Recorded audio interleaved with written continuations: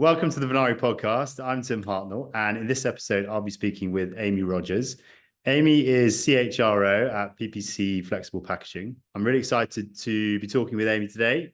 She's got over 20 years experience and worked with some amazing brands, including Citadel Plastics, Arsenal Capital, and Hearthside Food Solutions. In this episode, we're going to be discussing employee engagement, how CHROs get the most out of their organizations, what talent strategy looks like in the coming years. It's great to have you with us on the podcast, Amy. Well, thanks. I'm really excited to be here. Thank you for having me. Super. So to kick things off, Amy, do you want to just give us a sort of quick intro to PPC? Sure.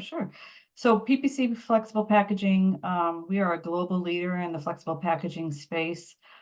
We are based out of the Chicago area. We've got 13 manufacturing locations globally and really manufacture a wide variety of products from consumer packaging all the way to medical applications, floral gift and produce applications. In terms of employee engagement, I wondered what in your mind you felt were the sort of key things that CHROs and HR leaders should really be focusing on now. Over the last few years, there's been some challenges. So what really sort of should they be focusing on to make a real impact in today's workplace? So employee engagement remains such an important part of the work that we do as HR leaders and really as business leaders.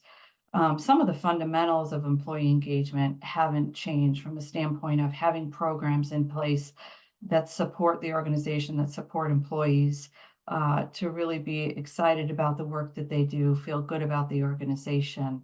But we're really focused on where and how we pivot with those programs so that those programs resonate with our workforce, so that we listen. We really start to listen and lead with listening and what are the programs that they want to see. And we really do that all the way down to a site level. There are some things that make an impact at a site from an engagement standpoint that are important to the teams that are there. And then there's some programs that we feel are important to do across the whole organization. So, again, as we think about engagement and the importance of it, that is really, stayed consistent with maybe what we've done 5 or 10 years ago, but how we do it and how we pivot with those programs is so important that we're really in tune with the needs of the local teams. Yeah, brilliant. And obviously, I've seen you posting quite a lot of content, obviously on LinkedIn, which is great. I wondered sort of how do you sort of ensure that remains employee engagement remains a priority? And maybe you can talk about some of the initiatives you've got at PPC that are working really well. Well, I think one of the things that I would start with and point to is, any engagement programs, it's so important that they tie to where the organization is headed, how our team is going to and needs to live our values every day. So at PPC, we really took a step back and reset our purpose, our vision, and our values. And then as an HR team and as a leadership team, we talked about different ways that we can anchor those programs to ensure that we're living our values, that we're creating the type of culture that we want and need for the organization and for our team to be successful. So with that, came some what I consider, small changes in program design. Sometimes it's how we deliver those programs or get the input. And so we're really trying to think differently about how we do that. And that can be as simple as how we conduct our focus groups to get input, maybe how we communicate and how we conduct our meetings, whether that be town halls, how we think about doing those differently to drive engagement. And then all the way to, what are the programs that we offer from an engagement standpoint that's truly going to get our team invigorated. Yeah, brilliant. No, it's good to hear. And I guess the sort of follow-on question to that is naturally, when you're looking at initiatives to run with, how do you sort of make sure that sort of sticks across, the whole company? Do you have sort of advocates you look to sort of really lead it, or is it a bit sort of more structured than that? Well, maybe I can give an example of how we have brought this to life in our organization and how, as a leader, I'm thinking differently about how we do that with our teams. For this year, we have, looked to construct programs that are going to resonate with our team and really help our leaders to make an impact. And so we did a short, pulse survey. We sent it out, via text. This is how we all kind of consume information and how we like to respond to things. We got the input from our team.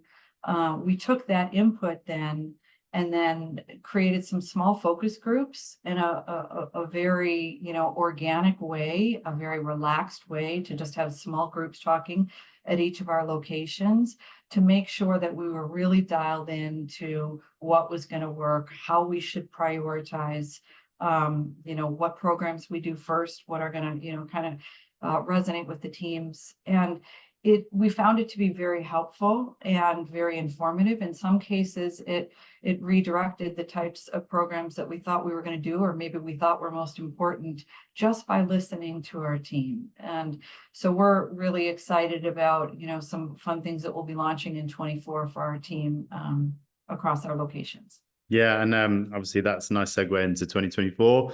So it's a new year. It's lots of challenges, presumably gonna come our way. Who knows what they'll look like? But in terms of maybe more talent management, talent strategy, can you give any sort of insights as to what maybe areas you're looking at to expand in, and maybe what the next sort of 3 to 5 years look like?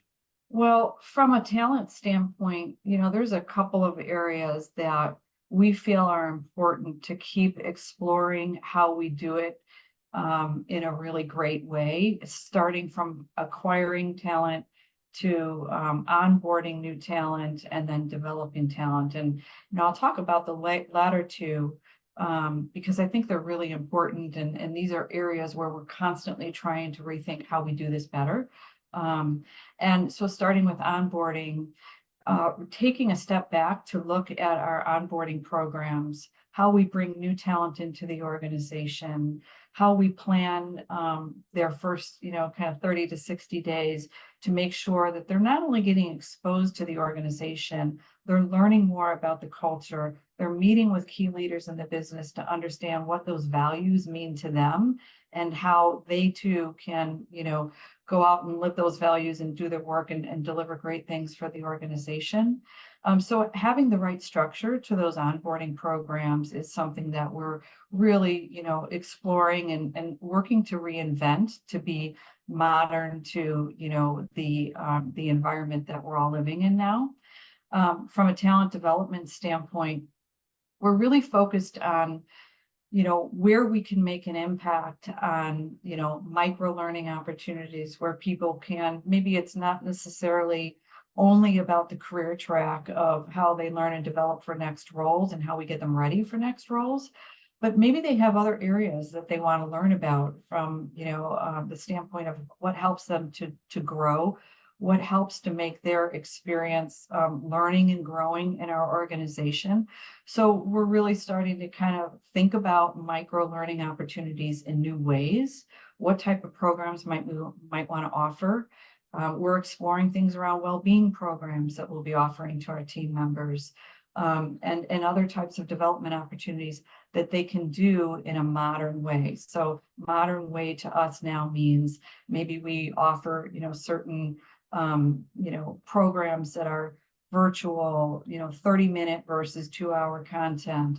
So shorter content, easy to deliver, easy to access, do it when you want, and then some facilitated programs as well. So it's really a blended model that is much more employee-centric and gives flexibility for them to learn. That's great insight there, and I think it's great that you're so focused on that onboarding journey. And I think it's so important. I've seen companies get it right, and obviously some get it wrong, and it's hugely impactful to sort of further down the line if you don't get that right. So thanks for sharing those thoughts. And a sort of maybe one to end on is a sort of for fellow CHROs. Any advice to sort of fellow CHROs heading into the new year? Sure. Well, I think that starts with, just constantly trying to reinvent and redefine how, as HR leaders, we can be the shepherds of our culture.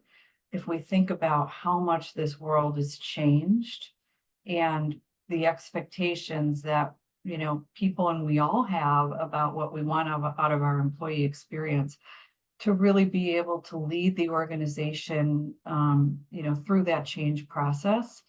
And, it's really a lot, easier to say it and to do it. But I think as HR leaders, it's about facilitating how should we think differently about our cultural initiatives, how we live our values, and all of those things around how we drive engagement around it. So really rethinking our role as we, shepherd our culture and lead our culture, and lead the organization to do great things.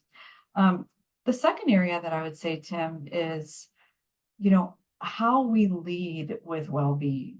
And that too has changed so much from the standpoint that as HR leaders, our role was really more around offering competitive, benefit programs, maybe offering an employee assistance program. And I believe that has changed so much as well. And our responsibility is really to rethink that, to say, how do we lead with well-being? How do we ensure that we are talking about self-care so that our team members can be their best, feel their best, and ultimately how we coach our leaders to be, sharing with our employees how we can be vulnerable, how we can talk about those challenges, and ultimately how we can support their well-being. And then the third is what I talked about earlier, and that's really about how we develop our people and how we, create innovative ways to do that. That's a lovely note to end on. And clearly, PPC is, seems like a great place to come and work. I think you've obviously thought through this, and you've got a really sort of, a great sort of proposition there. You really think about employee engagement. You think about sort of what's right for the business and talent strategy, and how that all sort of works together in harmony. So, Jamie, look, thank you so much for sharing your thoughts and insights. I'm sure our listeners are going to be, really interested to hear what you had to say. So, thank you, and hopefully, we can catch up on this again soon. Yeah, thanks so much for having me, Tim.